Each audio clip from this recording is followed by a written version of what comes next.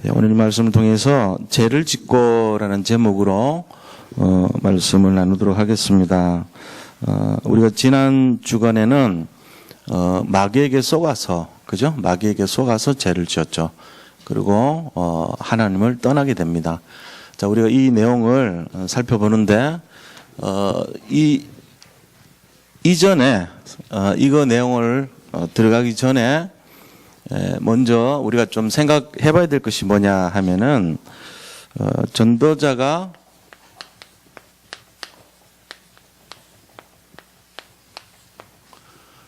누리고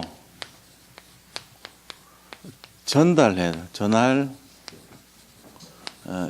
62가지가 있어요. 이 내용에 대해서 조금 이거는 평생 알고 계속적으로 누리고 각인을 해야 되는 그런 내용이다 보시고, 하나 이제 우리 인생의 방향이 되겠죠. 그래서 첫째는 20가지 성경적인 전도 전략이죠.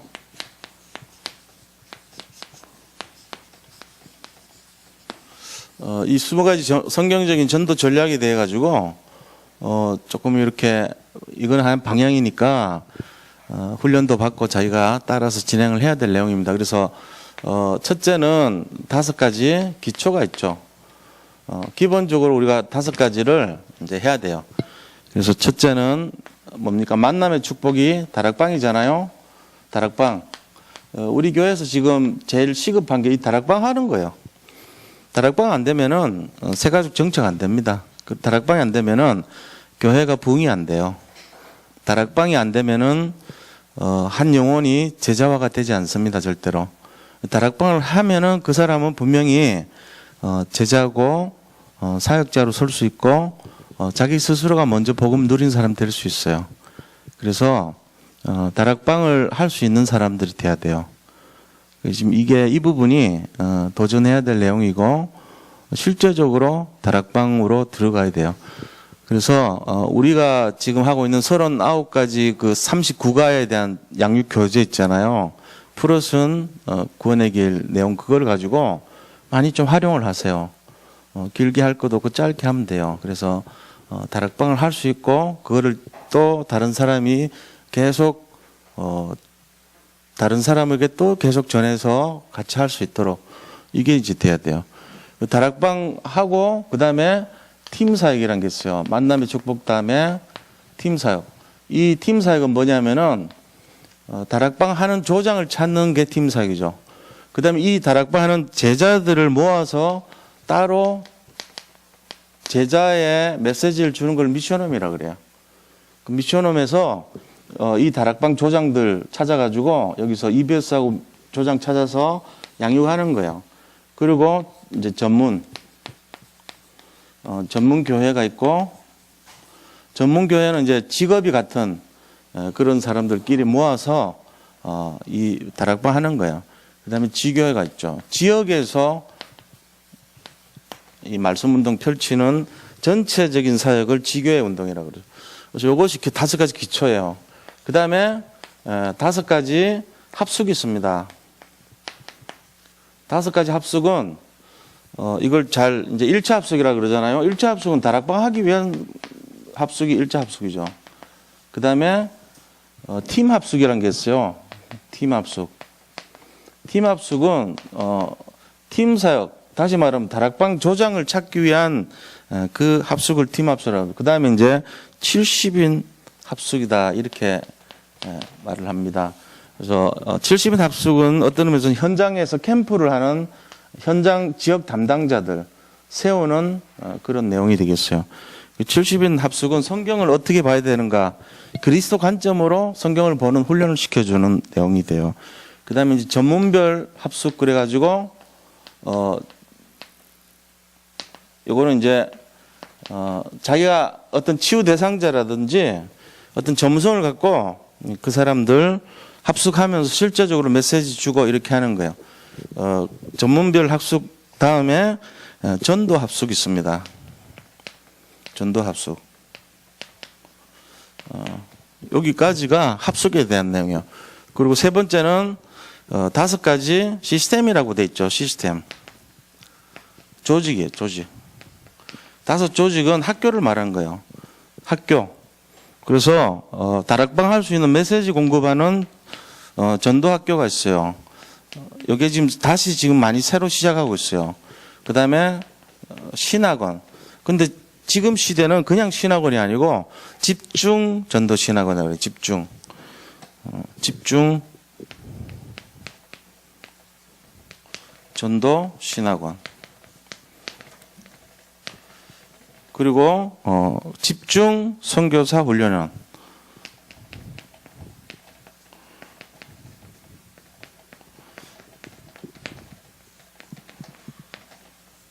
그 다음에 네 번째가 요즘 이제 이 렘넌트 신학 연구원이라고 하죠. 렘넌트 RTS라고 그러죠. 신학 연구원이 있어요. 그리고 5번째는 이 렘넌트 대학이 있습니다. RU라고 그러죠. RU. 렘넌트 유니버시티 해가지고.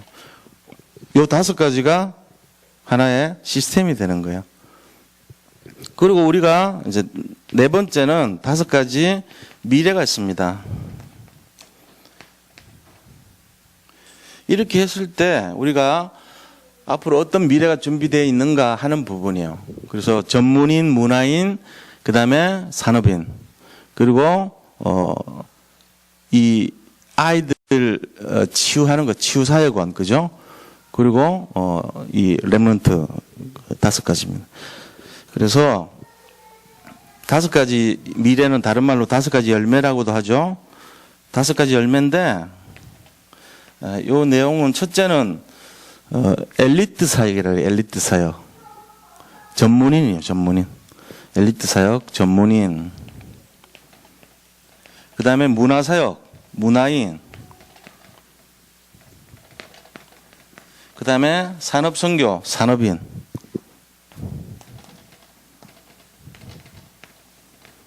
그 다음에 치유사역원. 그리고 5번째가 뭐냐, 렘넌트. RUTC 운동, 렘넌트 사역이죠. 자, 이런 내용들을 20가지 성경적인 전도 전략에 대해서 알고 있어야 돼요. 지금 나는 지금 어느 위치에 있는가 하는 걸 잘 보시고, 합숙 안 갔다 오신 분들은 합숙 도전하고, 또 팀 합숙 도전하고, 70인 도전하고, 이렇게 해서 이걸 다 갈 수 있도록 그렇게 하면 좋겠어요. 이제 요건 많으니까 지우고요. 그 다음에 우리의 삶 전체에서 20가지 이 기본적인, 이거는 전략적인 거고, 그 다음에 21가지 전도자의 삶이란 게 있어요. 21가지 전도자의 삶이 어떻게 됐냐, 이걸 좀 생각을 해봐야 되겠죠. 그래서 21가지 전도자의 삶. 여기서 첫째, 시작은 갈보리산 언약. 다시 말하면은 이게 뭡니까? 그리스도입니다. 두 번째, 감람산 언약을 잡아야 된다. 이 하나님 나라죠. 그리고 세 번째는 마가다락방, 성령의 충만함을 받았죠. 전혀 기도에 힘쓰면서 성령 충만한 인생. 요게 시작이에요. 사도행전 1장 1절, 1장 3절, 1장 8절이 시작이란 말이에요. 요걸 시작으로 해서 두 번째는 뭘 하냐면은 12가지 삶의 내용이 나와요. 12가지 삶. 12가지 삶은 어떤 겁니까? 그거는 바로 1000명. 1000명을 잡는 거예요. 1000명은 뭐죠? 하나님이 원하시는 나, 하나님이 원하시는 나의 것, 하나님이 원하시는 나의 현장을 회복하는 것을 천명 잡는다 그래요. 나의 것, 나의 현장. 요번 랩런트 교사 수련의 주제예요, 이게. 나와 나의 것, 나의 현장, 요 세 가지예요. 천명을 회복하기 위한 메시지죠. 자, 그 다음에 이것이 나하고 관계 있을 때 소명이라 그러죠. 그리고 이거를 실제로 지금 현장에서 내가 하는 걸 사명이라 그래요. 이런 삶을 살아야 된다는 거죠. 자, 그 다음에 7번째, 당연히 우리가 해야 될 것, 당연성. 예수 그리스도 당연히 믿어야 돼요. 이제 오늘 이따 구역 공과에서도 당연성에 대해서 얘기해요. 그 다음에 필연성. 그 다음에 절대성. 그리스도를 믿고 우리가 살아야 되는 이유, 절대성. 그리고 10번째는 일심, 전심, 지속. 그리고 오직, 율성, 재창조, 이런 모습으로 사는 것이 우리가 살아야 될 12가지 삶의 내용이라는 거예요. 이게 두 번째는 이걸 해야 돼요. 자, 그럼 세 번째는 그러면 이렇게 할 때 오는 응답이 뭐냐 이거죠. 하나님 주신 응답이 있어요. 이렇게 할 때 그것이 바로 24시라는 응답을 주게 돼 있어요. 24시. 그러면은 하나님이 우리가 24시 기도를 하고 계속하면 25시라고 하는 하나님이 주시는 능력의 응답이 오죠. 그러니까 이게 우리의 힘으로 하는 것이 아니고 능력으로, 노력으로 하는 것이 아니에요. 하나님의 영으로 하는 것이라. 힘으로, 능으로 하는 것이 아니라 오직 하나님의 영으로 하는 것이다. 이게 25시예요. 그렇게 할 때 영원한 축복을 주시죠. 이 땅에서. 이게 하나님 주시는 응답의 내용이에요. 자, 그러면은 목적이 뭐냐? 이렇게 할 때 우리 인생의 시작은 이거였지만은 마지막 목표가 뭐냐? 내가 사는 것이 아니란 거예요. 갈라디아서 2장 20절. 이제는 내가 사는 것이 아니고 내 안에서 나를 위해서 살아가시는 그 그리스도. 그러니까 오늘 하루를 사는데 내가 내 인생 살면 안 돼요. 내 속에서 예수님이 24시간 나를 대신해서 살아가시는 거예요. 그럼 나는 뭔데요? 나는 예수님 살 수 있도록 성전처럼 지켜주시는 거죠. 예수님을 닮고 걸어가는 거예요. 걸어가는 거예요. 그러니까 우리 이런 내용들 잘 이해하시고, 아, 그렇구나. 나라는 존재는 이제는 없어졌어요. 내가 아니에요. 갈등이 있을 이유가 없죠. 내 속에 그리스도가 살아가는데. 지금도 뭐 힘들고 어렵고 문제 있고 갈등이 있다. 예를 들면, 그럼 예수님이 살아가는 게 아니에요. 아직 내가 사는 거예요. 내가 살아가면 뭐가 생기냐면은 자꾸만 어려움 생겨요. 왜냐하면 우리가 부족하거든요. 연약하고 부족하고 우리 소재가 뭐죠? 흙이잖아요. 질그릇으로 만들어졌기 때문에 조금만 하면 상처받아요, 우리가. 근데 그거를 나를 자꾸 드러내버리면은 예수님이 살아가시는데 내 거에 자꾸 나타나면 아픔이 있죠. 그래서 자기 걸 그냥 내려놓고 부인하고 이래 하면 돼요. 그래서 어떤 내용이 있을 때 저는 옛날에 막 그거 해결하려고 많이 했는데 요즘 좀 가능하면 그래 안 해요. 그냥 이렇게 좀 자꾸 뭘 해결하려고 내가 나서는 것만큼 부작용이 많더라고. 강단에서 뭐 이렇게 얘기해버리면 나는 이거 고치려고 얘기했는데 다른 사람이 시험 들어버려. 그 사람한테 얘기한 거 하나도 아닌데. 사람은 전부 자기한테 듣거든요. 자기 얘기로 들어요. 제가 여기서 막 좋은 얘기하면 다 자기 얘기로 듣고 좋아하는데 나쁜 얘기하면 전부 자기 얘기로 나쁘게 들어버려. 나는 아니야. 난 그렇게 얘기한 적 없어요. 근데 이상하게 그래 들어. 그래서 내가 결론이 뭐냐면은 내가 하지 말아야 되겠다. 그럼 어떻게 해야 되죠? 복음만 얘기하면 되지 뭐. 내가 할 필요 뭐 있어. 복음만 얘기하면 되지. 내가 뭘 자꾸 막 고치려고 한다고 옛날에 많이 그랬어요. 그 좀 배운 게 그래. 틀이. 정은주 목사님 같이 막 이렇게 좀 고치려고 막 그러거든. 그럼 막 뭐 하면은 막 좀 그걸 막 꼬집어내가지고 막 고치려고 자꾸. 근데 꼭 부작용이 있더라고. 교회 떠나고 시험 들고 막 자꾸 그래요. 그래서 그렇게 하면 안 되겠다 말이죠. 복음만 얘기하자. 누구 한 사람 지명할 필요도 없어요. 그게 틀린 거더라고. 그래서 이게 결국은 뭐냐? 갈라디아 2장 20절이더라고. 그거 잘 생각해 보세요. 실제로. 목표가 이겁니다. 그럼 우리가 19번째가 결국은 뭐냐면은 목표가 각인입니다. 각인. 뭘로 각인돼야 되죠? 그리스도요. 처음으로 다시 돌아가. 이 시작하고 끝이 같아요. 그 다음에 뿌리가 뭐죠? 하나님 나라예요. 똑같아요. 이거랑. 그 다음에 체질. 우리의 체질이 뭡니까? 체질이 성령 충만해서 뭐 하자고요? 증인 되자는 거죠. 증인. 이게 우리의 목표가 돼야 돼요. 이게 21가지 전도자의 삶입니다. 평생 기억하라 그랬잖아요. 자, 그럼 이것도 지웁니다.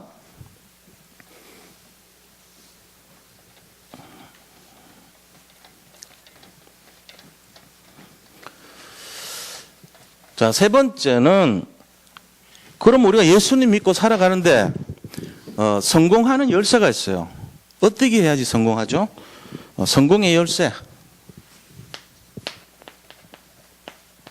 신앙생활이든 삶이든 성공의 열쇠 7가지. 요거를 잘 기억하셔야 돼요. 자, 성공의 열쇠는 첫 번째가 뭐냐? 첫 번째 열쇠는 말씀입니다. 말씀. 그 이스라엘 사람들이요, 토라, 쉐마, 탈무드 이런 말씀 갖고 했어요. 여기 집중시켰다고. 애들 교육을 어릴 때부터 신명기 6장 4절에서 9절 계속 각인시키고 그랬잖아요. 이거 하는 거예요.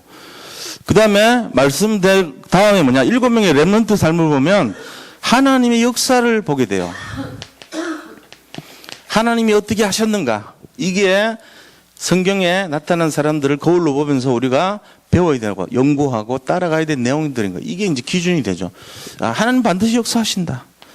그 다음에 세 번째는 우리의 정체성이 뭐냐는 거예요. 정체성.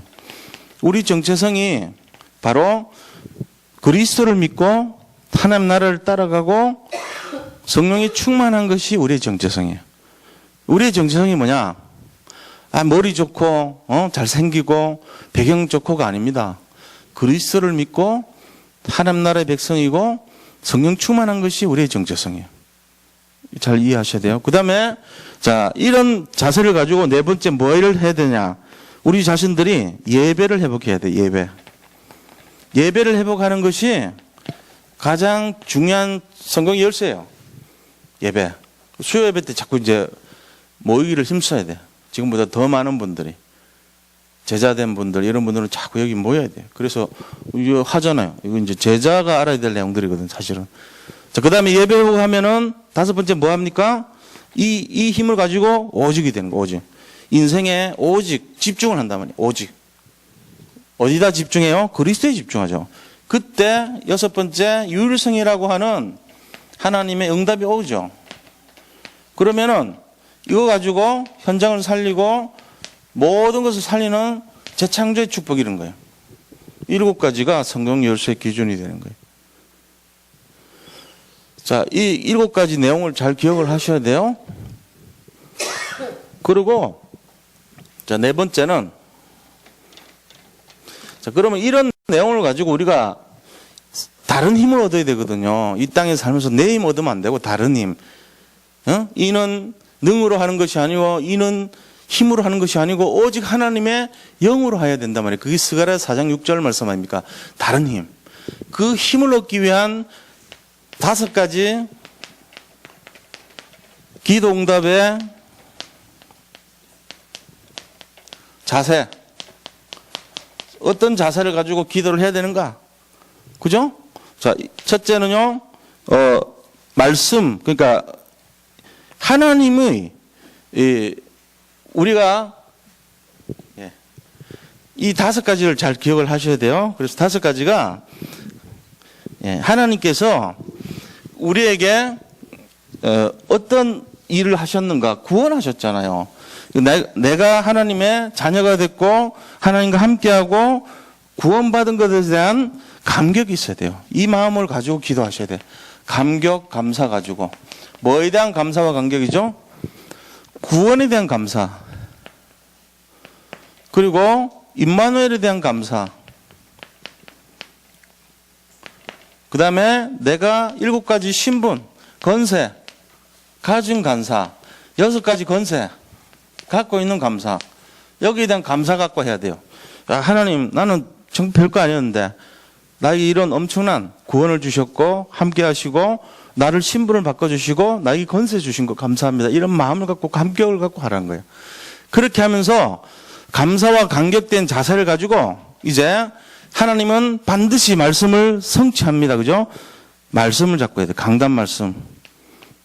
하나님 말씀으로 이 강단을 데살로니가전서 2장 13절 사람의 말이 아니라 하나님의 말씀으로 여기면서 말씀을 잡고 해야 돼요. 그러면서 기도하라는 거예요. 자, 그 다음 이런 내용을 가지고 기도할 때 우리 자신들이 뭘 해야 되냐. 완전히 기도에 집중을 하는 거예요. 기도에 집중. 다시 말하면 깊은 기도를 들어가야 돼요. 그냥 이렇게 상투적인 그런 기도하지 말고 진짜 깊이 하나님. 제가요, 이거 육신적인 감정은 좀 죄송합니다. 근데 생각만 하면 성취돼요, 요새. 자꾸. 지난번에 지나가는데 마음속으로 수박을 한 번도 못 먹었어. 좀 수박이 있으면 좋겠다 이런 생각만 했거든. 임직식 하는데 목사님들 오시잖아요. 수박을 갖다 놨더라고. 하필 많은 과일 중에 수박 왜 갖다 놔? 그쵸? 그리고 또 어디를 보니까 도마도가 그렇게 스태미나에 좋고 이렇게 나이 50 넘어가는 사람한테 그렇게 좋대요.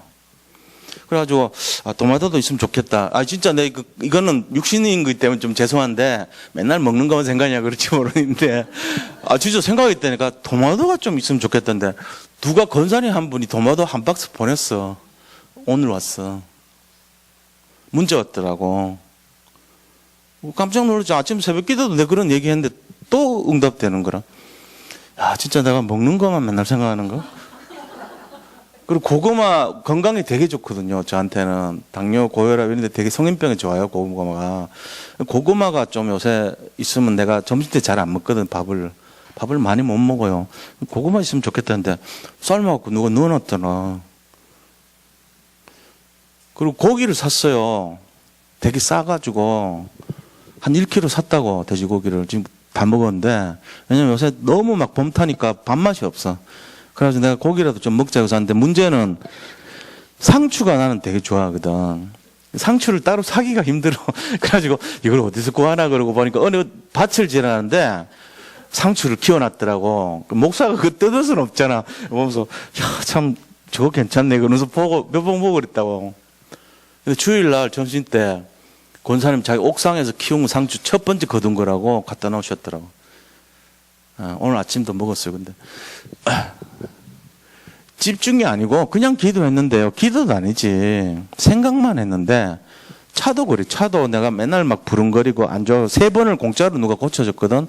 근데 그거는 고친 게 아니에요. 그냥 대충 봐준 건데 돈 들더라도 이것 좀 고쳐야 되겠다. 내 마음 먹고 갔거든. 근데 참 좋은 사람을 만났어요. 그래가지고 처음에 돈이 한 200만 원 든다 그러더라고. 그래가지고 내가 이걸 어떻게 이 세상말로 똥차를 고칠까 말까 갈등이 되더라고요.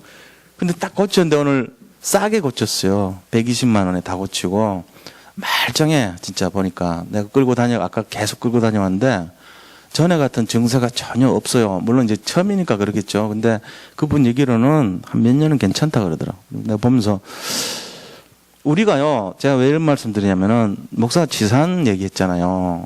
영적이고 막 응답되고 이런 얘기 해야 되는데 그만큼 사소한 것까지도요, 지나가듯이 생각하는 것도요, 하나님이 까마귀를 가지고 엘리한테 공급해주고 물과 떡으로 위로해 주는 것처럼요, 나는 있으면서 조금 지나가듯이 생각하는데 딱딱 준비해 놓은 거죠, 하나님이. 그런 게 너무 많아요, 요새. 그러니까 우리가 이 기도라는 게 그렇단 말이에요. 뭐 기도 응답이 뭐냐, 근데 사소한 것 같은데 하나님이 다 준비시켜 주는 걸 보면 돼요. 그러니까 기도하세요, 진짜로. 먹는 걸 그게 아니고 진짜 우리 생각으로도 다 모든 걸 하나님한테. 내가 뭘 잊어버리잖아. 물건 찾다가 잃어버릴 때 있거든. 그때 제일 먼저 뭐 하냐면 기도해요, 저는. 하나님 이거 잊어버렸는데 생각이 안 납니다. 어떡합니까? 그러면 바로 생각나요, 희한하게. 기도 잠깐 하고 하면 달라요. 모든 걸 기도로 연결시키라고. 그러시라니까. 그게 맞아요. 그렇게 하는 게 좋아요. 자, 그러면은 어떻게 됩니까? 우리한테 이 내용으로 하면은 반드시 치유됩니다. 응답이 오죠. 그것뿐만 아니고 다섯 번째 뭐가 오냐면 일치된 삶이 돼요. 일치. 우리의 믿음과 우리의 삶이 일치돼 버려. 우리의 미래가 응답으로 일치돼 버려. 말씀과 삶이 일치돼요. 이게 우리 미래가 된단 말이에요. 삶과 내용이 규모가 일치돼 버린다고. 그래야 되잖아요. 이게 다섯 가지 기도 응답이 자세예요. 아셨죠? 자, 그 다음에 세상을 우리가 이제 수용하고 배려를 해야 되잖아요. 사람들을 바라볼 때 배려하고 수용해야 되는 포인트가 있어야 될 거 아니에요. 그냥 무조건 뭐 배려하고 이런 게 아니고 어떤 자세를 가지고 배려와 수용을 하냐. 그리고 어떤 마음을 가지고 그 사람을 바라보냐. 수용에 9가지 포인트가 있어요. 이게 뭐냐면요. 첫째는요.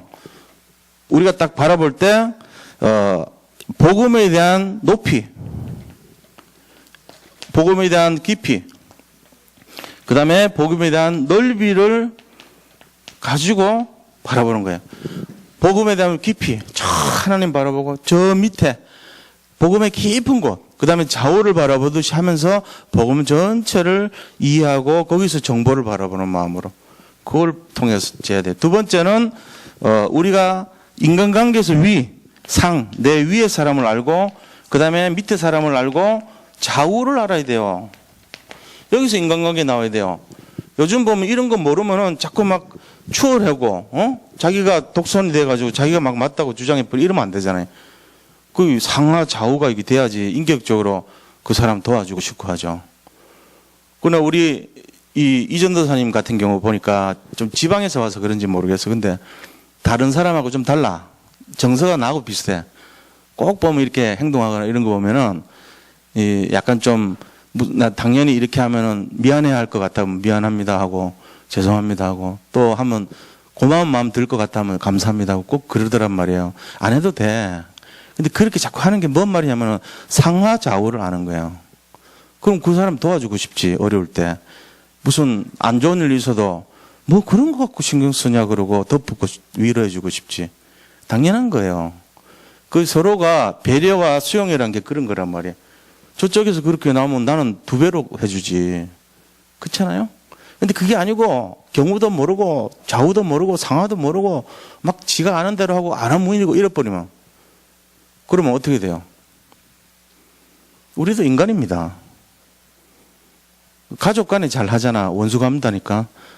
우겨놨다가 네 그때 나한테 이랬지 알았어. 결정지 순간에 2배로 갚잖아. 딱 이렇게 해가지고 너 그때 나한테 이렇게 했지 알았어.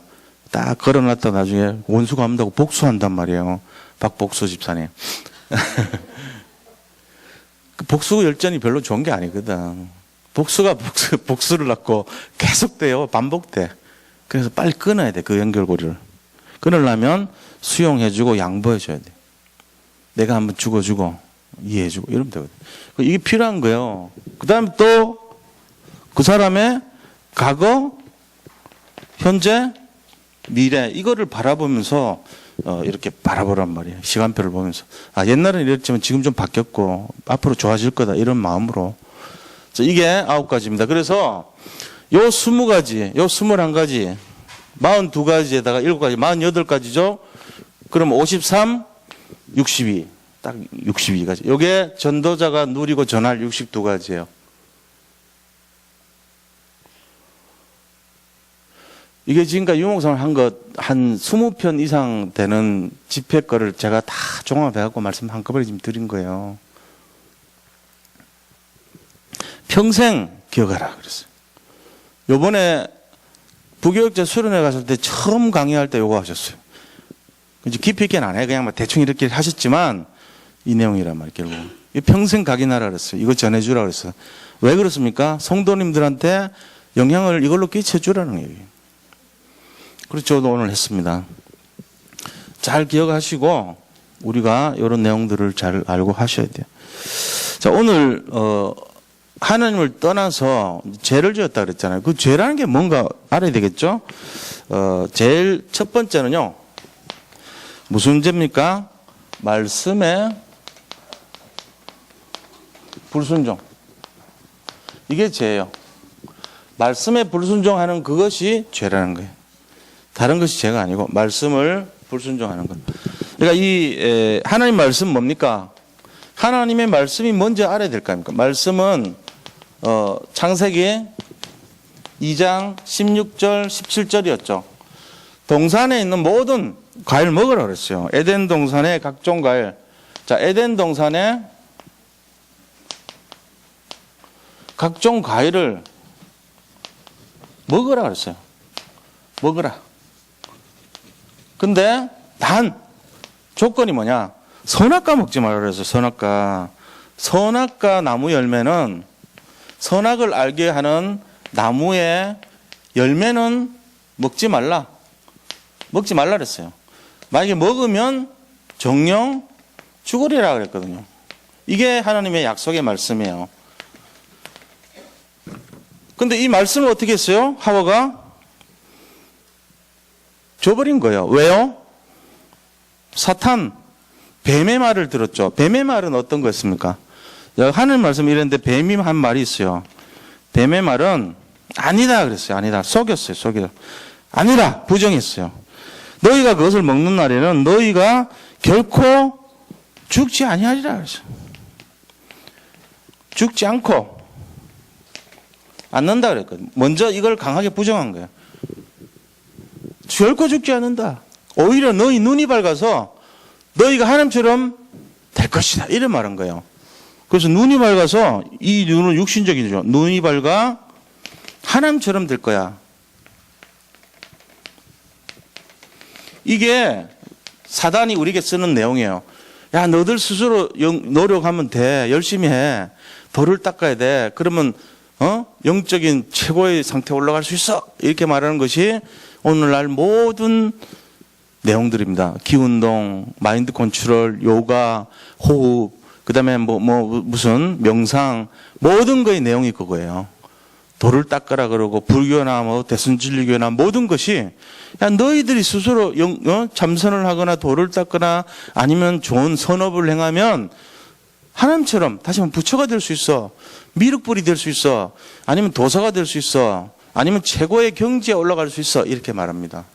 이게 지금 사단이 하는 똑같은 내용. UAG가 말하는 게 그거예요. 너가 하나님 될 수 있어. 이거거든요. 이 부분이 뱀의 말이었습니다. 그래서 뱀은 뭐라 했습니까? 이 뱀은 바로 마귀고 사탄이라고 그러죠. 마귀, 사탄. 이게 바로 뱀의 정체예요. 옛뱀이라고 그랬죠. 요한계시록에 12장 9절 10절 보니까 뱀은 뭐냐? 하늘에서 내어 쫓긴 자예요. 근데 정체가 어떤 거냐? 9절 보면 천하를 깨는 자로 되어 있어요. 천하를 속이는 자란 말이에요. 그 다음 10절에 보니까 참소하는 자 그랬어요. 계속 참소해요. 참소가 뭔지 아세요? 사람을요 막 뒤에서 욕하고 이간시키고 이게 참소예요. 그래가지고 결국은 분리시킵니다. 좋은 것처럼 하면서 뭐 하죠? 강명의 천사 역할, 강명천사. 강명의 천사가 뭐죠? 좋은 것처럼 하면서 속이는 거예요. 고린도후서 11장 14절. 고린도후서 11장 14절 보니까 강명의 천사로 속인다 그랬어요. 강명의 천사. 이 역할을 한 거예요. 아니야, 너희들이 먹을 때 안 죽고 오히려 너 눈이 밝아서 하나님처럼 될 수 있어. 먹어. 이렇게. 이게 강명의 천사란 말이에요. 이게 지금 뱀의 말이에요. 그 결과가 어떻게 됐습니까? 하나님을 떠나버렸죠. 결국은 인간은 어떻게 되냐? 뱀의 말을 듣게 됐어요.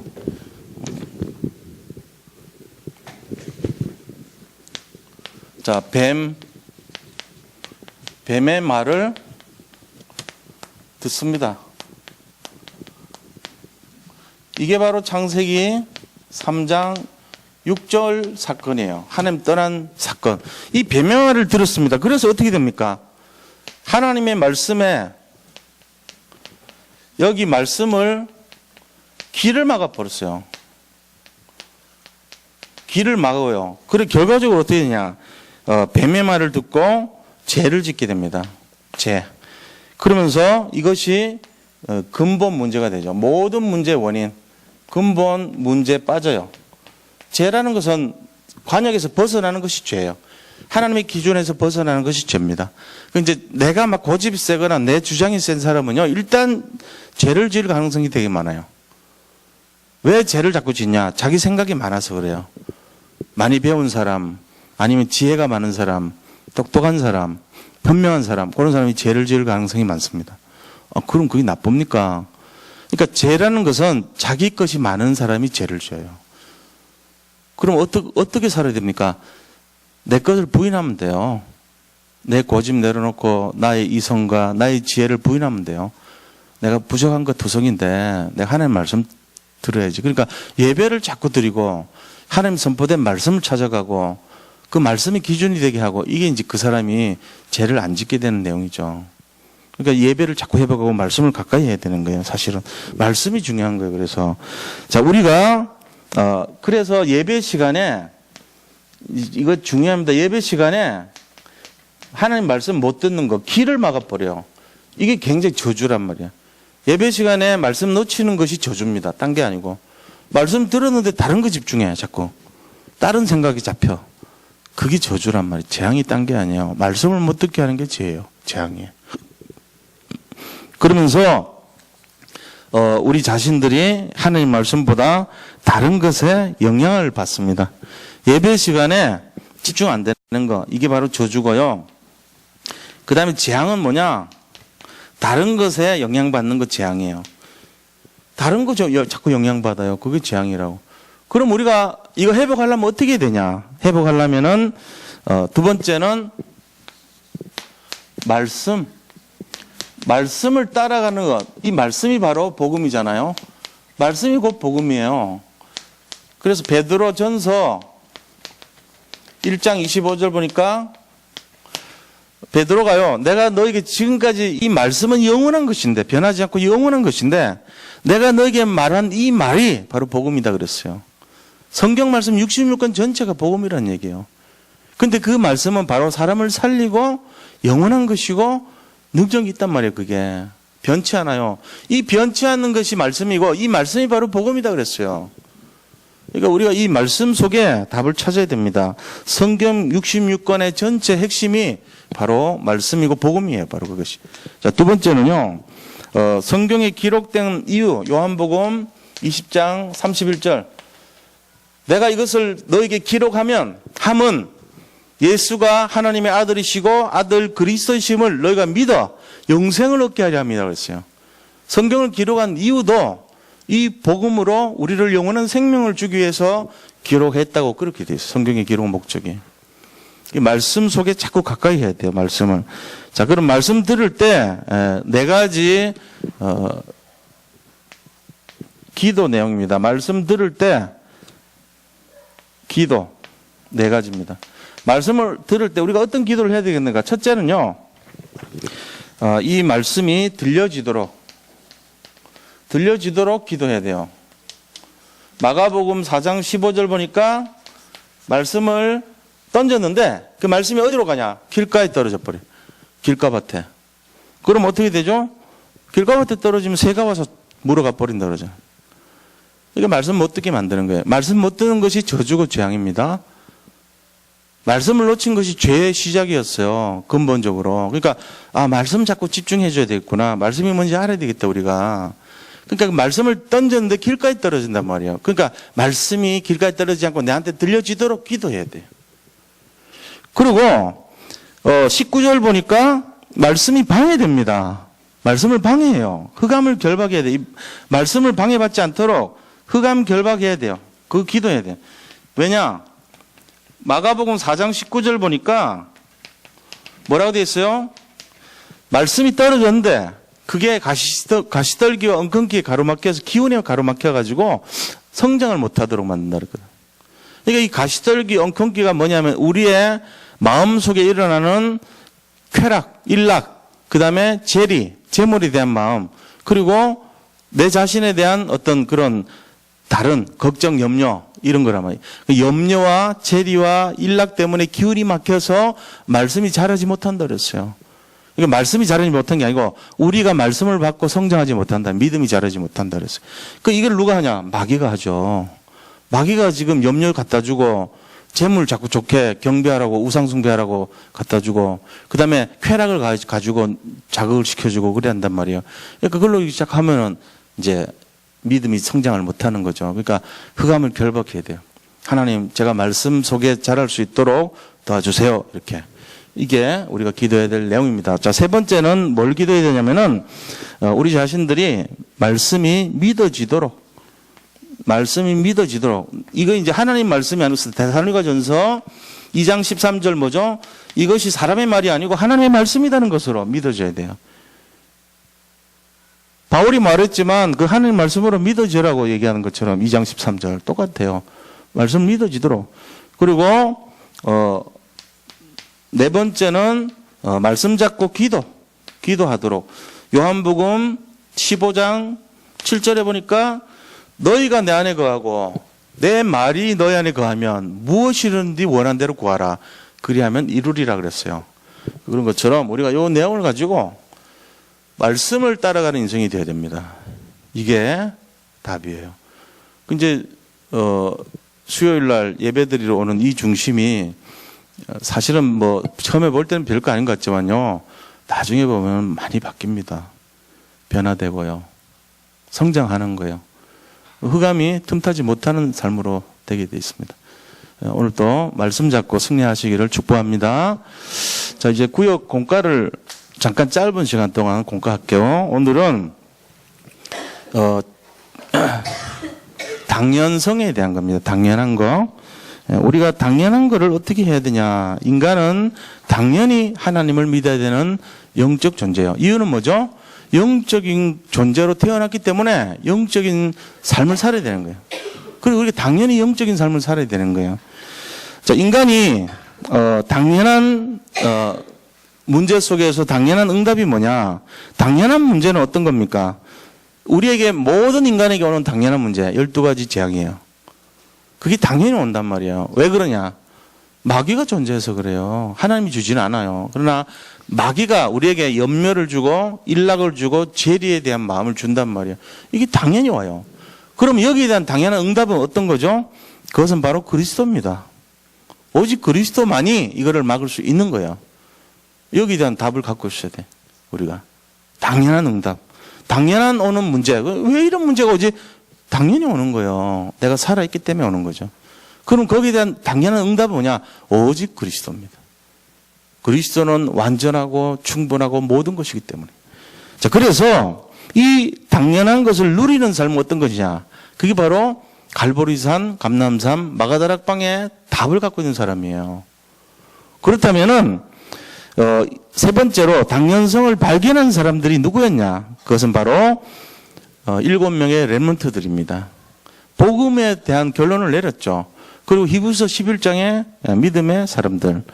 그 다음 또 누굽니까? 바벨론의 포로로 잡혀갔던 다니엘과 그 세 친구들과 에스더와 모르드게 같은 사람들과 또 거기에 관여된 스룹바벨이라든가 이런 한 10여 명의 사람들. 그 사람들이 당연히 이 복음을 누렸죠. 그뿐만 아니라 로마서 16장의 인물들, 초대교회 사람들, 이런 분들이 이 복음을 당연히 결론낸 사람들이에요. 그리스도를 잡았죠. 자, 그럼 네 번째로요. 구원받은 자의 당연한 모임. 그건 어떤 거냐?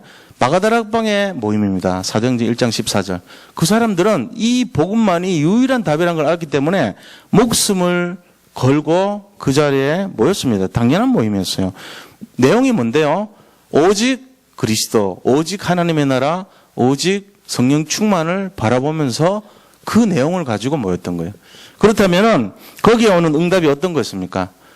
사도행전 2장의 응답이 와요. 5가지 문이 열리고 5가지 시간표를 따라서 5가지 응답과 능력과 문이 막 열린 거예요. 이런 내용들이 우리가 알고 있어야 될 내용들이죠. 그래서 그들은 정말 그리스도 안에서 로마서 16장 인물들 같은 그런 당연한 헌신을 했던 것입니다. 이게 우리가 알고 누리고 결론 내야 될 내용들입니다. 당연히 된 내용이에요. 그래서 결론은 뭐냐? 우리 자신들이 하나님의 언약 속에 들어간다면 당연히 일어날 응답이 있어요. 그게 뭡니까? 복음을 위해서 내가 식주인과 같이, 동력자 같이, 그 다음에 보호자 같이, 또 사랑받고 수고하고 인정받고 친척 같은 자 같은 그런 응답을 누리는 삶이라는 거예요. 이 복음이 이제는 전에는 숨겨진 그 복음이 이제는 나타난 바 됐고 앞으로 세세무궁토록 있을 이 복음 안에서 내가 그 7가지 별명을 받을 축복의 증인으로 세워진다는 것입니다. 이것이 당연한 결과고 응답이에요. 자, 오늘 말씀을 이렇게 간단하게 마치고 우리 찬송하면서 헌금하도록 하겠습니다. 오늘